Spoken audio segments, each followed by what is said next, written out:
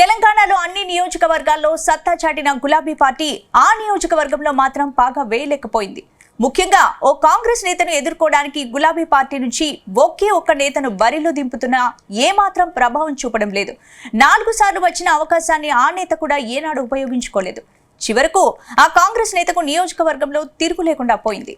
ఇంతకీ బీఆర్ఎస్ ఇచ్చిన అవకాశాన్ని చేజార్చుకున్న ఆ నాయకుడెవరో? Let's watch the story.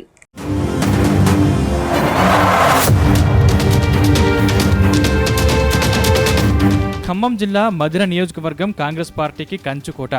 గత 4 పర్యాయాలు చూసుకుంటే అక్కడ కాంగ్రెస్ జెండానే ఎగురుతుంది. డిప్యూటీ సీఎం భట్టి విక్రమార్క ఈ నియోజకవర్గం నుండే ప్రాతినిధ్యం వహిస్తున్నారు.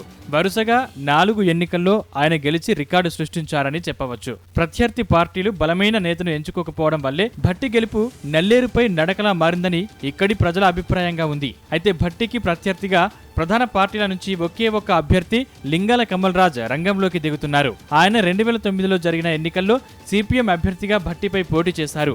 సిపిఎం నియోజకవర్గంలో బలంగా ఉన్నప్పటికీ భట్టిపై కమల్ రాజ్కు ఓటమి తప్పలేదు. ఆ తర్వాత 2014 ఎన్నికల్లో సిపిఎంను విడిచిన కమల్ రాజ్ వైసీపీలో చేరారు. అప్పుడు పొంగులేటి శ్రీనివాసరెడ్డి అండతో మరోసారి భట్టితో తలబడ్డాడు. ఆ ఎన్నికల్లో ఎదురుదెబ్బ తగిలింది. ఇక పొంగులేటి వర్గమంతా బీఆర్ఎస్ లో చేరిన సమయంలో మరోసారి 2018లో జరిగిన ఎన్నికల్లో కమల్ రాజ్ బీఆర్ఎస్ అభ్యర్థిగా భట్టితో తలపడ్డారు. అధికార బలం సైతం ఉన్నప్పటికీ భట్టిని ఢీకొట్టిన కమల్ రాజ్ గెలవలేకపోయాడు. అనంతరం మొన్న జరిగిన అసెంబ్లీ ఎన్నికల్లో మరొక్కసారి బీఆర్ఎస్ అండతో కమల్ రాజ్ భట్టితో పోటీపడి ఘోర ఓటమి చవిచూశారు.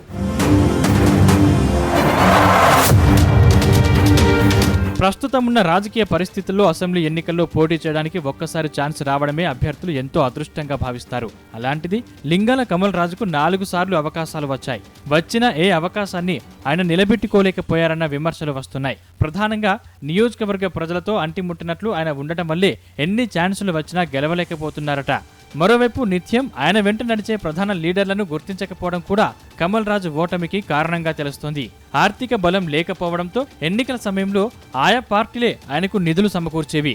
ఆ సమయంలో వచ్చిన నిధులను కూడా ఖర్చు పెట్టకుండా ఉండేవారట. కనీసం ప్రచారంలో తిరిగే వారికి కూడా భోజనాలు పెట్టేందుకు వెనకాడేవారట. ప్రతిసారి సెంటిమెంట్తో గెలవాలని చూసేవారే తప్ప డబ్బు ఖర్చుకు ముందుకు రాకపోయే వైఖరి కమల్ రాజ్దని ఆయనకు దగ్గరగా ఉండేవారే చెబుతారు.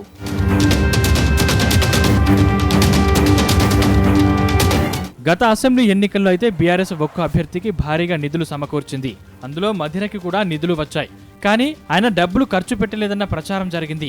అవే డబ్బులు ఖర్చు పెట్టి ఉంటే కమల్ రాజు గెలిచేవారని బీఆర్ఎస్ నేతలు చర్చించుకుంటున్నారు. బీఆర్ఎస్ లో ఎవరికి రాని అవకాశాలు కమల్ రాజుకు వచ్చాయి. స్థానిక సంస్థల ఎన్నికల్లో మధిర జెడ్పీటీసీగా పార్టీ నేతలు గెలిపించుకున్నారు. అనంతరం ఆయన జెడ్పీ చైర్మన్ గా 5 సంవత్సరాల పాటు పనిచేశారు.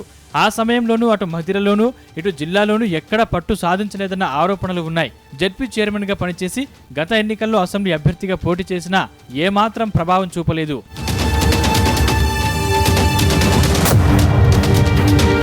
మరోవైపు మధిరలో టీడీపీ ఓటు బ్యాంకు కూడా కీలకంగా ఉంటుంది. వారితో సఖ్యత లేకపోవడం కూడా కమల్ రాజుకు మైనస్ గా మారిందనే టాక్ ఉంది. ప్రధానంగా పొలిటికల్ లీడర్ కు ఉండాల్సిన లక్షణాలు కమల్ రాజులో లేవని ఆయన అనుచరులే గుసగుసలాడుకుంటున్నారు. కమల్ రాజు పోటీ చేసినంత కాలం కాంగ్రెస్ నేత భట్టికి నియోజకవర్గంలో తిరుగులేదంటూ ఆ పార్టీ నేతలు కమల్ రాజుపై సెటైర్లు సైతం వేసుకుంటున్నారు. మరి రానున్న ఎన్నికల్లో కమల్ రాజుతో వెళతారా, లేదంటే మరో నేతను ఎన్నికల బరిలో నిలుపుతారా చూడాలి. ఇప్పటికే ఓటమి తప్పులను కమల్ రాజు తెలుసుకోకపోతే భవిష్యత్తులో ఆయనకు రాజకీయంగా కష్టకాలమే అని బీఆర్ఎస్ నేతలు చెప్పుకుంటున్నారు.